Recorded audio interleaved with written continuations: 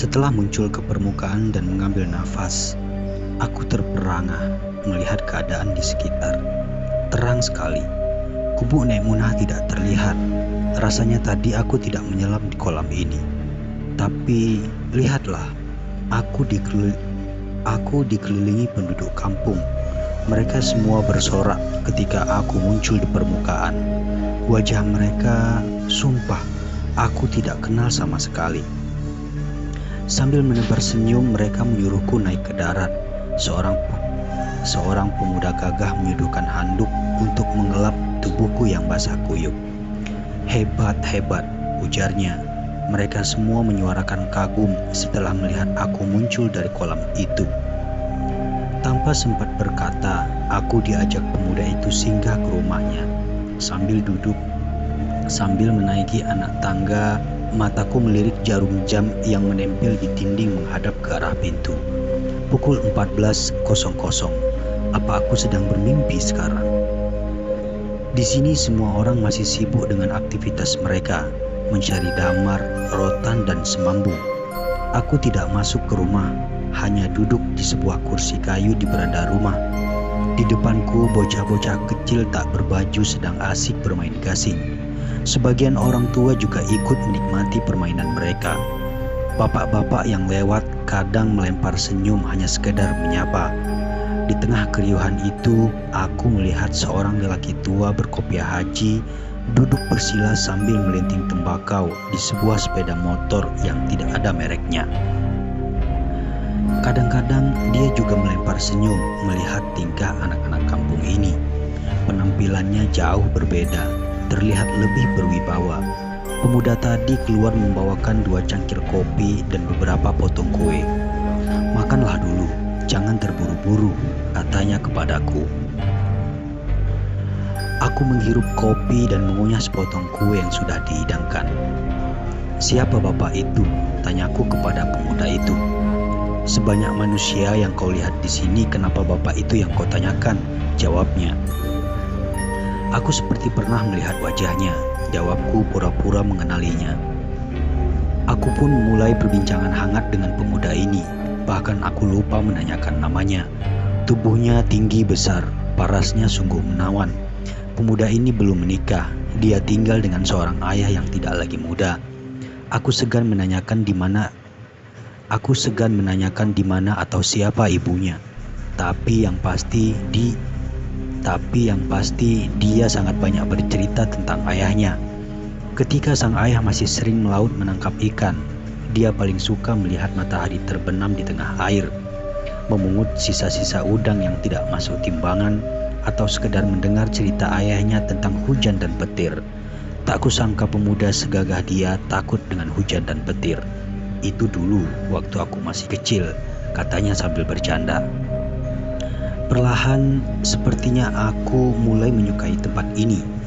Orang-orang di sini sungguh hangat. Mereka berbaur satu sama lain tanpa memandang kasta. Bahkan orang yang paling kaya saja kadang-kadang juga ikut bermain gasing dengan anak-anak kecil di halaman rumah. Kampung apa ini? Tanyaku. Ini namanya Kampung Rasau. Letaknya tidak jauh dari perairan Selat Mengkubu. Selat Mengkubu? Aku tidak pernah dengar. Orang sepertimu mana pernah dengar nama seperti itu. Lagi pula pulau kami tidak masuk dalam peta negara Indonesia. Kalau dilihat dari peta Riau, paling hanya sebuah titik di tengah laut, jelas pemuda itu. Selat Mengkubu adalah sebuah selat yang menghubungkan antara daratan Riau dan Kepulauan Riau. Kampung ini berada di situ, tapi di seberang muara sekitar 400 mil dari muara selat. Kalau nelayan-nelayan yang biasa mencari ikan pasti menyangka bahwa pulau ini tak berpenghuni, karena hanya tumbuh bakau di pinggiran pantainya. Yang lebih menakjubkan lagi, bahwa pulau ini dilintasi garis Katulistiwa. Kau bisa bayangkan betapa suburnya tanah di pulau ini, dan betapa banyak flora dan fauna yang hidup, termasuk terumbu karang yang indah di lautnya. Makanya hasil tangkapan ikan di sini melimpah. Orang-orang di sini tidak semuanya mencari ikan. Sebagian dari mereka juga mencari rotan, damar, kemenyan, dan semambu. Untuk apa itu? Aku balik bertanya. Sebelum dia menjawab pertanyaanku, pemuda ini menyeruput segelas kopi hitamnya untuk dijual kepada Raja Bujang, tuturnya. Mendengar jawaban itu, kepalaku seperti disambar petir. Cerita tentang Raja Bujang akan kita kisahkan pada bagian yang lain ya. Oke, lanjut. Dadaku berdegup kencang. Aku melirik kembali tingkah laku orang-orang di sekeliling. Aku melihat ada perubahan dengan perawakan wajah mereka. Suara mereka, tawa mereka, dan setiap hisapan tembakau dari mulut mereka membuatku bergidik ngeri. Jarak pandang mataku seperti terhalang benda hitam dan berangsur-angsur berusaha menghalangi gerak mataku.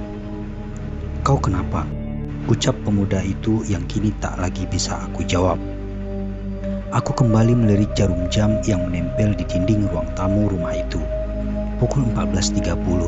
Sudah setengah jam aku berada di tempat yang aku sendiri tidak pernah tahu. Tentang Selat Mangkubu atau tentang Kampung Rasau, aku tidak pernah mendengar nama kampung ini. Aku tidak ingat kapan dan kenapa aku di sini. Bahkan aku lupa sesungguhnya aku ingin menolong Nek Munah untuk mengambilkan sabun batangan yang jatuh ke kolam saat dia ingin mencuci kain lampin. Pemuda yang duduk di sampingku ini setengah berlari membawakan segelas air putih dari belakang. Aku meneguknya hingga habis. Perlahan-lahan dia mengusap bahuku sambil berucap istighfar. Seketika pikiranku berlangsung normal. Meski nafasku masih tersengal, mataku menatap sebuah sabun batang yang tergeletak di pinggir kolam tempat aku muncul tadi. Aku tahu sabun batang itu adalah sabun Nek Munah. Tapi di mana Nek Munah? Di mana Jamal? Pikiranku mulai normal kembali. "Tenang dulu, bawa tenang saudara. Jangan panik begitu." Pemuda itu memimpin langkahku menuruni anak tangga di halaman rumahnya. Di samping anak-anak bermain gasing itu, sebuah sabun batang masih tergeletak. Kadang-kadang ada saja orang yang menggenggam sabun itu kemudian mencelupkan tangan mereka ke kolam untuk mencuci tangan. "Maaf saudara, aku belum tahu siapa namamu," ucapku kepadanya. Pemuda itu akhirnya menyodorkan tangan dan berkata, "Namaku Aziz, putra Pak Long Selamat." Pria yang berkopiah haji sambil menghisap lintingan di sepeda motor yang kau lihat tadi itu adalah ayahku. Aku semakin terperangah mendengar ucapan itu. Pikiranku langsung tertuju pada Nek Munah. Mungkinkah ini Pak Long Selamat yang selama 11 tahun Nek Munah duduk di muka pintu menunggu hujan, berharap sebuah kapal kuning yang membawa suaminya pulang? Abah bilang aku anak angkat. Dia menyelamatkanku di sebuah hutan bakau dari seorang wanita gila yang ingin membuangku ke laut. Pak Long Selamatlah yang menyelamatkanku hingga aku sebesar ini. Seketika itu pula pikiranku melayang pada cerita Jamal tentang Nek Munah yang ditemui warga di sebuah pohon bakau di bibir pantai. Artinya, Nek Munah bertemu dengan Pak Long Selamat sesaat dia melahirkan. Itu sebabnya 10 hari sebelum melahirkan Nek Munah bersembunyi ke hutan bakau. Kenapa Pak Long Selamat tidak sekalian membawa Nek Munah ke kampung ini? Aku juga melihat sedikit kemiripan antara wajah Aziz dengan Nek Munah. Aku masih diam mendengarkan cerita Aziz tentang dirinya dan abahnya. Pak tua itu, dia mulai curiga kepadaku, apalagi melihat Aziz begitu serius bercerita. Mungkin dia sedikit penasaran apa yang sedang kami bicarakan. Lama sekali dia menatap kami. Setelah Aziz menutup ceritanya, aku melangkah menuju pinggir kolam dengan 1000 pertanyaan di kepala. Perlahan aku menggenggam sabun batangan itu untuk bermaksud mencuci tangan. Aku sempat memalingkan pandangan ke arah Aziz yang terlihat sedih duduk sendiri di anak tangga. Kemudian berpindah ke Pak Long Selamat yang menghisap rokok lintingnya. Tak sadar sabun batang yang aku genggam meluncur perlahan masuk ke kolam. Seorang anak kecil yang juga menunggu giliran rupanya melihat aku menjatuhkan sabun itu. Abang, itu sabun umum. Kalau abang jatuhkan, payah orang sini mau cuci tangan." Ternyata ucapan anak ini didengar oleh orang-orang kampung yang sedang bermain gasing di sekitar sini. Mereka mendesakku untuk menyelam dan mengambil sabun itu. Mereka setengah memaksa agar aku masuk ke kolam untuk mencari sabun batang yang aku jatuhkan. Perlahan aku melepas baju dan nyemplung ke kolam itu. Ternyata sangat dalam, bahkan jauh lebih dalam dari kolam di belakang rumah Nek Munah. Aku memaksakan diri untuk menyentuh dasarnya, tapi terlalu jauh. Nafasku tersengal, tidak kuat lagi aku bertahan. Tapi tanganku berhasil memegang sabun batang itu yang masih melayang. Dengan cepat aku menolak badan untuk muncul ke permukaan. Tiba-tiba telingaku menangkap suara gemuruh petir beberapa kali menyambar. Aku semakin penasaran apakah yang sedang terjadi di atas sana. Apakah ada badai? Subhanallah, ternyata benar. Setelah aku muncul ke permukaan, ternyata hujan tengah derasnya turun. Dan ini kolam Nek Munah. Aku melihat gubuknya runtuh tertiup angin. Di tengah gemuruh petir itu berkali-kali aku memanggil nama Nek Munah, tapi dia tidak menjawab. Tubuhku terasa lemah untuk berlari. Dengan langkah perlahan aku langsung menuju ke rumah Jamal. Semua orang di sini sepertinya bersembunyi di balik selimut di kamar mereka. Aku melihat perahu-perahu nelayan itu berantakan. Ada juga yang pecah dihantam ombak.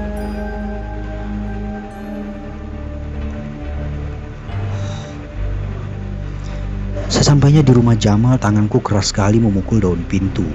Aku yakin siapapun yang mendengar akan merasa kaget. Seketika itu pula Jamal muncul dari balik pintu. Dia terkejut setengah mati saat melihat sosokku muncul di hadapannya. Jamal langsung mendekap tubuhku yang kuyup, kemudian menariknya masuk ke dalam rumah. Dia melempar selai handuk sambil berteriak kepada istrinya untuk membawakan air hangat. "Dari mana saja kau ini? Sudah 2 minggu orang kampung mencarimu," ucap Jamal dengan nada agak meninggi. Aku mengernyitkan dahi mendengar ucapan Jamal dengan penuh kebingungan. 2 minggu? Tanyaku. "Iya, sudah 2 minggu kau menghilang sejak kau pergi mencari angin malam itu. Kemana saja kau?" "Aku ke rumah Nek Munah, Jamal," ucapku. "Nek Munah?" tanya Jamal. "Iya, Nek Munah sudah meninggal 3 hari yang lalu. Mayatnya ditemukan warga mengapung di dalam kolam belakang rumahnya," terang Jamal. Aku juga menyelam di kolam itu, Jamal, mengambilkan sabun batangan yang jatuh dalam kolam itu. Tapi aku bertemu dengan Aziz, anak Nek Munah, dan Pak Long Selamat, suaminya. Mereka tinggal di sebuah kampung, namanya Kampung Rasau di Pulau Mengkubu. Setengah jam aku berbicara dengan mereka, Jamal. Kemudian aku kembali menyelam di kolam itu dan muncul kembali di kolam belakang rumah Nek Munah. "Serius kau?" ucap Jamal setengah berteriak dengan muka berubah pucat. Seketika itu pula aku melihat tubuhnya tersandar pada dinding papan di ruang tamu. Aku sungguh heran dengan Jamal. Mengapa dia terlihat syok setelah dia mendengar ceritaku?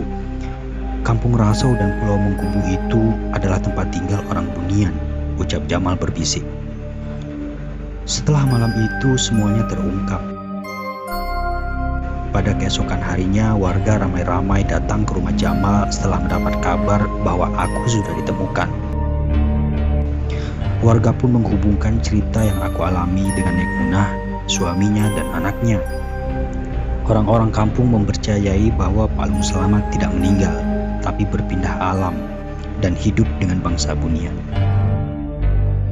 Demikian juga dengan anaknya, Aziz.